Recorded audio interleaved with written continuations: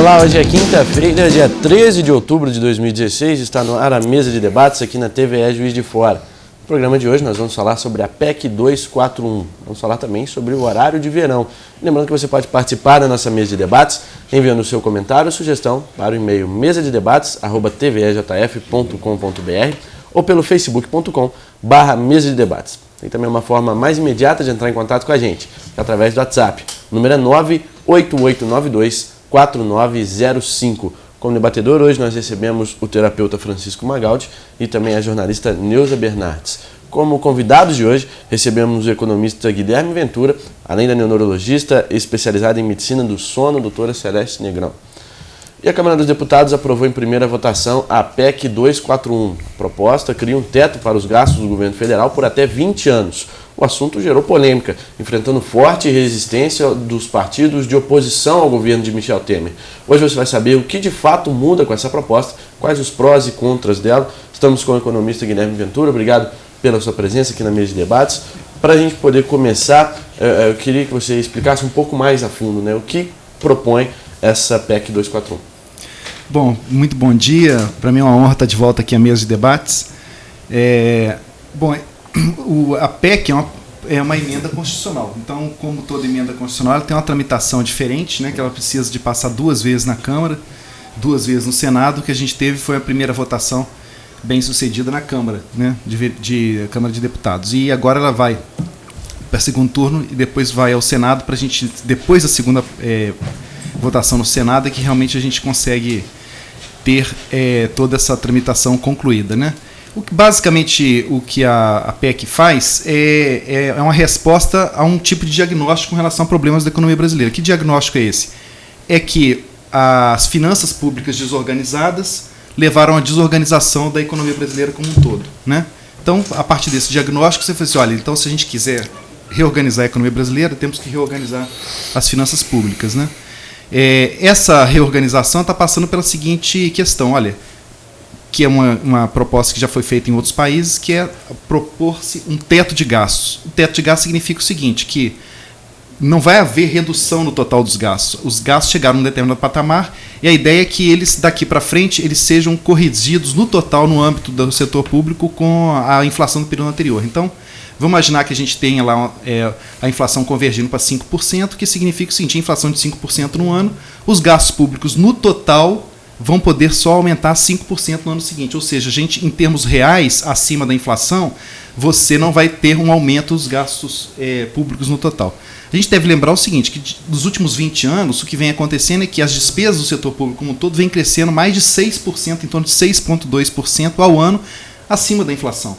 Então isso aconteceu que foi gerando uma pressão enorme nas finanças públicas, um déficit crescente, uma dívida crescente, isso desorganizou a economia brasileira. Então, o que a PEC está fazendo daqui para frente é o seguinte, olha, para os próximos 10, renovado mais 10, dependendo da circunstância da época, o que a gente vai ter, assim, aquela despesa que vinha crescendo a 6% ao ano, ela vai crescer 0% ao ano, no total. Ah, mas então congelou-se todos os gastos públicos de todos os setores? Não, o que acontece é o seguinte, agora a gente vai realmente ter um orçamento bastante, que deve ser cada vez mais participativo e cada vez mais importante para a economia brasileira. Por quê? Queremos aumentar um determinado gasto? Ótimo, que maravilha. Ele é perfeitamente, vamos dizer assim, plausível, ele vai dar retornos bons para as sociedades, foi bem pensado, foi bem estruturado. Onde que nós vamos cortar para aquele gasto a mais ser encaixado? Então, daqui para frente, o que a gente vai começar a ver é um debate bastante profícuo, né, onde que o governo, o Estado, de uma maneira geral, coloca os recursos dele.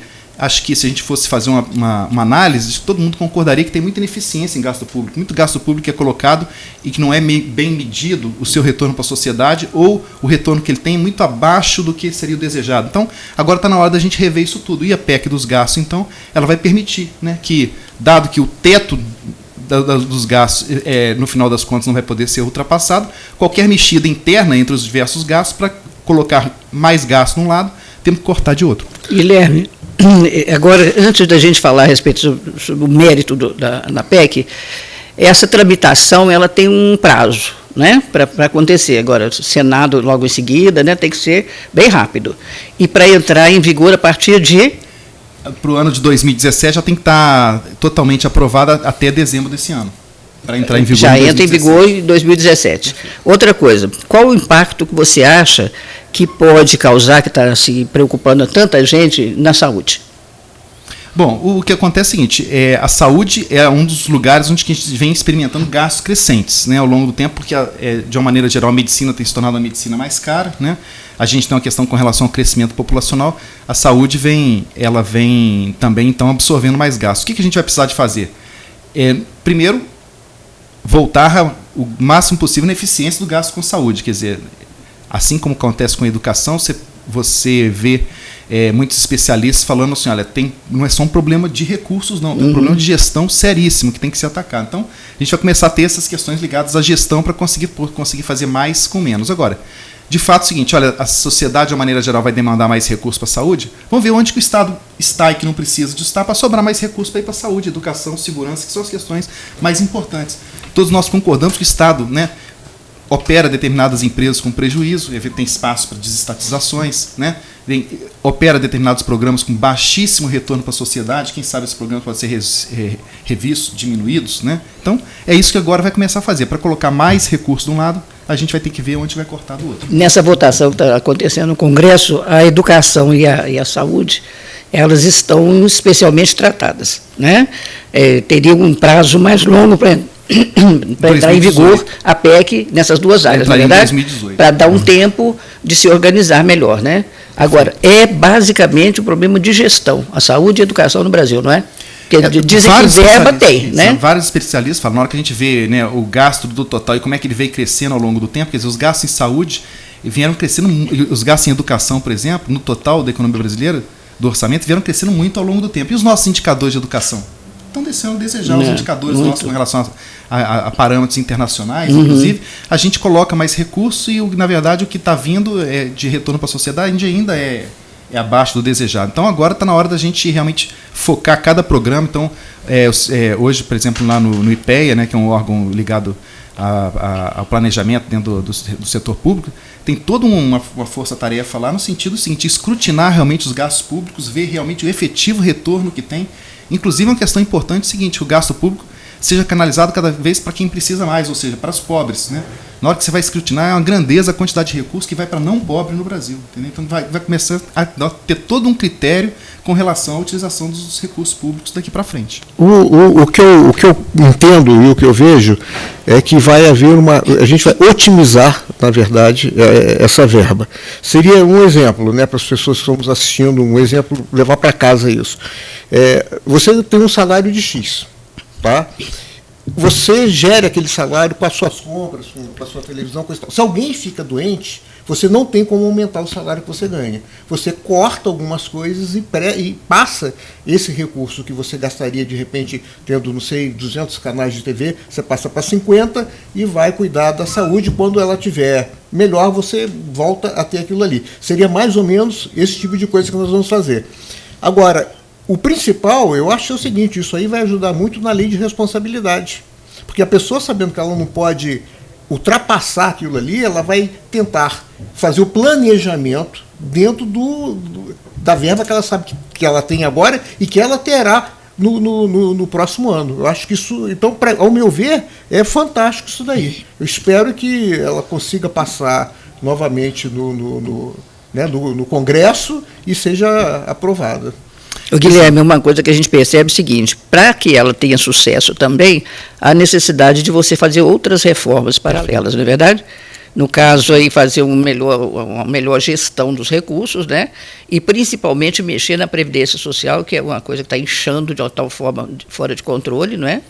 E nessa reforma do ensino, para um aproveitamento melhor e uma modernização do sistema de ensino. Você concorda com isso? Exatamente. Quer dizer, até mesmo do ponto de vista assim, da forma como foi apresentada, então ela é didática nesse ponto. Né? Então, assim, olha, vamos ter um teto de gastos? Vamos. Então, está se desenhando para se conseguir aprovar. Agora, acontece o seguinte, a partir do momento que você tem um teto de gasto, você não pode ter um componente daquele gasto em trajetória explosiva, porque ele vai comer todo o gasto. Exato. Então, o que acontece? Do jeito como está a reforma da Previdência, e se não fizer uma reforma, dado que tem um teto de gasto, o que acontece é o seguinte, as despesas da Previdência vão crescendo, que chega lá na frente a gente não consegue fazer mais nada. Aí não tem dinheiro para educação, não tem dinheiro para saúde, não tem dinheiro para pagar funcionário público, ter todo o dinheiro praticamente o grosso do recurso está indo para pagar a previdência. Nossa previdência, ela tem estatísticas completamente fora de padrões internacionais. Então, a gente é um ponto completamente fora da curva, a gente tem que, de alguma forma, se adequar a uma curva, né? Em termos de... O país gasta muito com previdência para a idade média da população brasileira. Então, comparando de forma internacional, os países que têm uma população mais ou menos na nossa faixa etária gastam muito menos com a previdência do que nós gastamos, né? O nosso gasto com previdência é maior do que muito país já envelhecido, muito envelhecido. Então, essas questões vão precisar de ser contornadas para que a despesa da previdência não coma todo o recurso público. Então, assim, dado que tem um teto, agora a gente não pode deixar furar o teto. Então, vai precisar de ter um conjunto de novas reformas que vão adaptar esse teto à realidade da situação. Nosso assunto vai continuar no próximo bloco. Vamos para um rápido intervalo, voltamos já. Agora, eu sou a favor.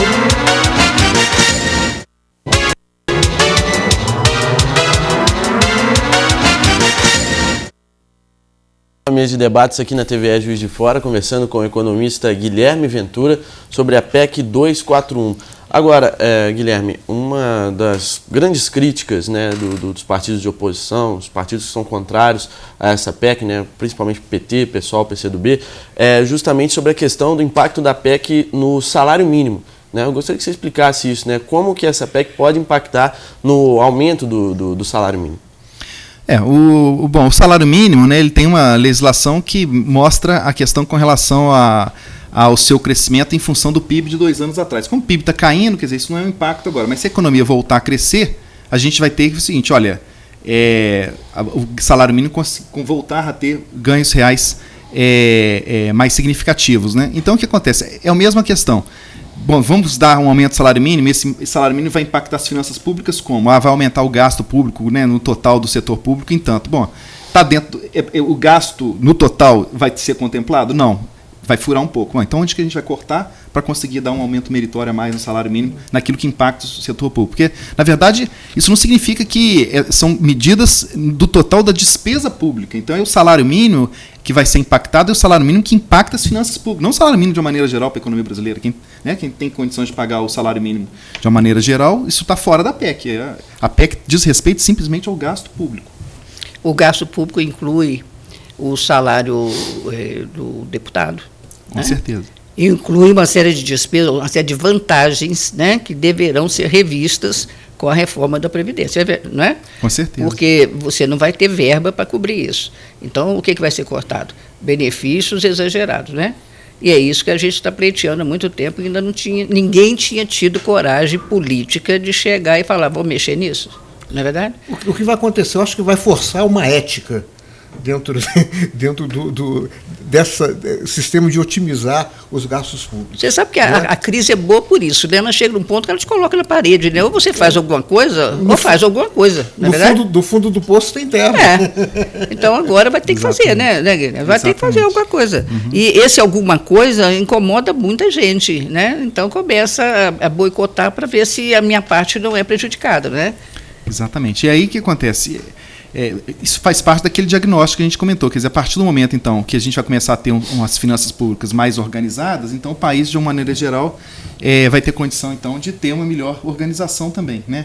Assim, isso aí é uma questão que a gente tem que estar ciente que é parte desse diagnóstico, quer dizer, agora quem concorda que no final das contas não tem crise, que a crise é só uma crise externa, que afetou o Brasil, que não tem problema nenhum. Se você tem esse diagnóstico, que a inflação não é tão alta assim, e que o problema do desemprego não é tão grave assim, que o problema todo é a economia internacional. Aí você nunca vai concordar com a questão do PEC do gasto. Mas aí só falta certos partidos não concordam. Exatamente. Né? Se já houvesse essa PEC, eu duvido que nós chegássemos ao estado lamentável, lastimável que hoje se encontra o Brasil. E não chegaríamos também a esse rombo na Petrobras. Na verdade... Porque você teria que explicar cada gasto público. Então, era uma coisa sob controle, né, sob vigilância, vamos dizer assim. Né? Não tinha ambiente político para você fazer tanta coisa errada. É uma pena que assim, com muita dor, né, para a sociedade como um todo. Por exemplo, essa proposta ela foi apresentada em 2005, né, ao governo federal, né, na gestão Palocci, né, o professor Delfim Neto, era um momento seguinte, a economia brasileira tinha entrado num momento favorável, as taxas de risco estavam caindo, o Brasil estava começando a melhorar depois daquela grave crise aí da entrada do PT ao poder, né, e depois quando viu que o PT tinha uma política mais responsável, seguiu os parâmetros do governo Fernando Henrique Cardoso, nos primeiros anos do governo Lula I. Então, estava vindo um consenso de mercado seguinte, agora a gente tem que dar um passo para a gente realmente se modernizar o país, né? Então fazer uma questão de uma finanças públicas muito equilibrada, né? uma regra fiscal cada vez mais consciente, né? Então essa medida de teto de gasto ela foi proposta lá em 2005 pelo Palocci e pelo ex-ministro Delfim Neto, né? Só que o seguinte, tinha uma ministra muito importante na época na Casa Civil, que era a Dilma Rousseff, que ela falou assim, essa proposta é rudimentar. Aí com essa proposta, essa visão que ela tinha, que o Palocci e o Delfim tinham uma proposta rudimentar, sepultou essa proposta e, na verdade, passado-se assim, precisou da gente entrar numa crise seríssima, né, com esse desemprego gravíssimo, com essa perda de PIB que a gente está experimentando aí, para chegar numa conclusão que a gente precisa de ter um teto de gasto. Eu acho que para fazer dar andamento a uma reforma dessa, só quem não tivesse nenhuma pretensão política posterior, porque ela é antipática, né? É uma medida que faz... Mas no primeiro momento vai depender dos resultados dela. Né? É uma medida que as pessoas têm dúvida que ela dê resultado. Mas a partir do momento que ela funciona... Se ela começar a funcionar e dar resultado, né? Enquanto são os resultados. Mas é a longo prazo. E a pessoa quer garantir o voto hoje. Não, mas enquanto o povo brasileiro pensar dessa maneira, nós não vamos sair de lugar nenhum. Tá? Enquanto se colocar político no lugar de especialista, não vai se resolver nada. Eu acho que cada um dentro da sua área. Ele é economista, ele tem que trabalhar na área de economista. Não adianta uma pessoa ser política e não entender nada de economista e assumir uma pasta dessa como a gente vem presenciando nos últimos anos isso daí. Né? A política, para falar a verdade, o que aconteceu? Eu continuo batendo, foi tudo uma questão de ética. Não houve ética ao se colocar os especialistas em cada pasta, não houve nada, houve interesses dentro daquilo ali. Então, eu nunca vi um governo corrupto com um povo ético, nem um governo ético com um povo corrupto. Não existe. Então, enquanto não se entender isso, e não entender que nós vamos passar por uma fase meio de sacrifício, que é importante, né? Da minha época, quando eu era garoto, eu me lembro da tal Aliança para o Progresso, na época de Jânio, que as pessoas tiravam ouro e lá dava para poder recuperar o país. Enquanto não tiver um pouco mais de patriotismo esse país aqui, a gente não vai chegar a lugar nenhum. Justamente sobre isso que eu queria perguntar para você, Guilherme. A PEC sendo aprovada, que tipo de resultados a gente já pode esperar assim, a curto prazo, né, de imediato? Não, infelizmente, a curto prazo, assim, o que a gente vai ver é, primeiro, uma sinalização melhor do Banco Central começando a reduzir juros, porque o Banco Central colocou algumas pré-condições para os estudos que ele tem para a economia brasileira, que são 3 pré-condições: a questão da inflação de alimentos ficar mais contida, a questão da inflação de serviços começar a acompanhar a queda da inflação de uma maneira geral, que já está acontecendo, e que a questão que as finanças públicas estejam bem diligenciadas. Então, os 2 primeiros já começaram a acontecer, né? A gente já viu aí essa inflação de setembro, já em 0,08, com um patamar bastante baixo,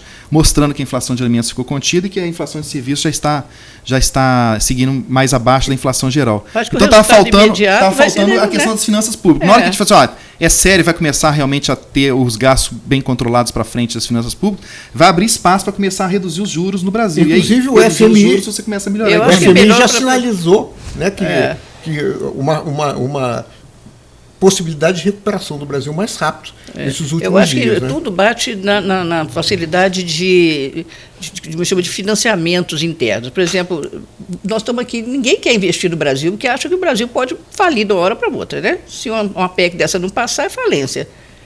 Então, para que haja financiamento externo aqui dentro, há necessidade que haja um controle de gastos rigoroso, uma segurança, não é verdade? O nível de confiança já começou a aumentar e já está entrando recurso. Então, tem muita gente apostando que as coisas vão começar a entrar no eixo e que vai ter espaço para... O principal resultado vai ser esse, né? A principal constatação disso é o que está acontecendo com a Bolsa de Valores. Exatamente. A Bolsa de Valores já cresceu bastante, que é a expectativa de um futuro melhor para as empresas. A gente vê a estabilidade do dólar também em função disso daí, né? Que hoje eu acho que o resultado mais rápido que vai acontecer é exatamente os investimentos no Brasil começarem a melhorar, não é? As pessoas começarem a investir. Isso significa emprego.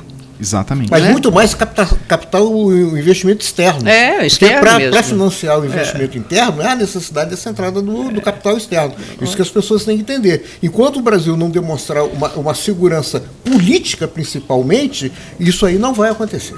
Né? Eu acho que o primeiro passo que vai clarear esse horizonte aí é começar a ter investimento externo no Brasil para gerar emprego. Mas já começou a ter... e essa PEC vai proporcionar essa segurança ao empresário, né? Que a gente está fazendo alguma coisa muita coisa séria. Acontecendo. Por exemplo, os chineses já são agora o segundo maior produtor de energia elétrica no Brasil. Compraram a joia da coroa, estão entrando muito recursos, né? Os chineses compraram a CPFL, né? Tem outras negociações importantes acontecendo. Está num momento, realmente, nós estamos numa fase de transição na economia brasileira, justamente assim, uma fase muito difícil, muito ruim, não tinha um consenso para conseguir resolver os problemas, e agora as últimas votações estão mostrando que já começa a ter um certo consenso, uma certa base estável política para mudar o modelo. Então, muita coisa errada que foi feita nos últimos anos, ela vai precisar de ser consertada, vai precisar de ter apoio e base política para fazer. Na verdade, eu vou até comparar aqui, a doutora até pode concordar comigo, há uma ferida no Brasil, na economia, e como qualquer ferida, ela precisa de um tempo para a derme, epiderme poder se regenerar, aí melhora, vem a casca sai e ela está curada. Então, é uma coisa que não acontece de uma hora para outra. Então, o Brasil, a gente está no CTI, nós estamos começando a sair do CTI agora. Porque nós éramos um paciente terminal. E como qualquer paciente terminal, é necessário medidas urgentes para que possa salvar aquilo ali. Exatamente. Bem, a analogia foi excelente, né? Eu acho que a gente tem muito que ter esperança, expectativa positiva, porque também você remar contra não ajuda nada agora. Né? Se tem alguma coisa sendo feita que pode trazer uma solução boa para todo mundo, vamos começar... Fé. Não é fé, não. É você parar de colocar ideologia no negócio. Entendeu? Se é bom para o país, é bom para todo mundo. Ideologia, sim, a gente já viu isso. Mas o que eu estou falando é a gente acreditar também que as medidas que estão sendo tomadas, elas vão funcionar. Isso é uma questão de responsabilidade. O político ele tem que ter responsabilidade com o país, com o voto dele. O brasileiro tem uma coisa também, a lei não pega. Eu nunca vi um país que a lei não pega, isso aqui eu não sei que lei tem que pegar. Bom, nós vamos para um rápido intervalo, mas antes gostaria de dar um recado para você. Ainda dá tempo de adquirir o seu Diário Regional numa banca perto de você. O Diário Regional de hoje, mostrando estatísticas sobre quedas de carros no Rio Paraibuna, surpreendem. Uma matéria, portanto, quanto a isso, aqui está a capa do Diário Regional de hoje. Você ainda pode conferir aí. Tem também ainda acontecendo a promoção Bairros do Coração. Daqui a pouco vamos falar um pouco mais sobre isso também. O Diário Regional, portanto, nas melhores bancas perto de você. Vamos para um rápido intervalo. Na sequência, vamos falar do horário de verão, dos impactos dele na saúde. Voltamos já.